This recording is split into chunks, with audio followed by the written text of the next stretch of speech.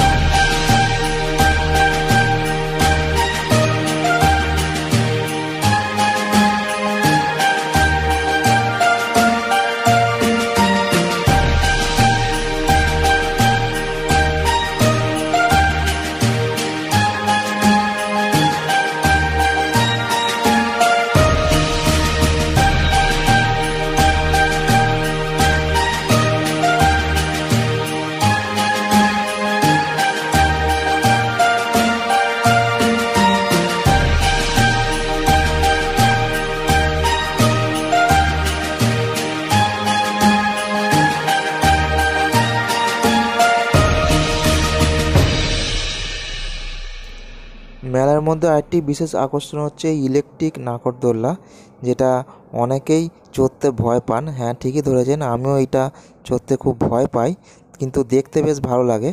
আর কাছে গেলে তো আরোই ভয় লাগে যে এত স্পিডে ঘোরে এটা। প্রথমে কিন্তু আস্তে আস্তে ঘুরছিল, এখন দেখুন কতটা স্পিডে ঘুরছে।